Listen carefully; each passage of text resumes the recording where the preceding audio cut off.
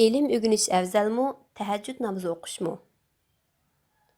Mujtahid fəqih Muhammed Salih Üseymin rahimullahdan mundaq soraldı. Sual.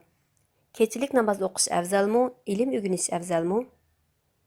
Cavabı, ilim ögüniş keçilik namazdan əvzəlraqdır. Çünki İmam Əhməd rahimullahның deginigə oxşaş, kişinin niyeti çin bolsa, çin niyetə yetadigan heç narsa yo'q. Demakki, ilim ögünüşdə özüdün və başqalardan cəhalətni yo'q qilishqa niyet qilish kerak.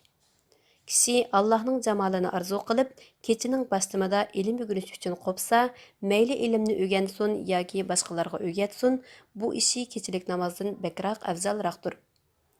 Agar ham ilim talab qilishni, ham kechilik namozni birlashtira olsa, eng afzal bo'lgani budur. Biroq ikkisini birlashtira olmasa, shar'iy ilm o'rganish kechilik namoz o'qishdan a'lodir va afzaldir. Dal mushu sabab tufayli payg'ambar sallallohu alayhi vasallam Abu Hurayra radhiyallohu anhuga vitr namozini uxlashdan avval o'qishni buyurgan. Ulamolar bu haqda mundaq degan. Buning sababi mundaq. Abu Hurayra radhiyallohu anhu kechining beshida payg'ambar sallallohu alayhi vasallamning hadislarini yodlaydi. Kechining oxirida uxlaydi. Payg'ambar sallallohu alayhi vasallam uni vitr namozini uxlashdan burun o'qishga yetakladi. İbn Usaymin tahorat va namoz uchun fatvolar 1023-savol. Furqon da'vat markazi tarjim qilib tarqatdi.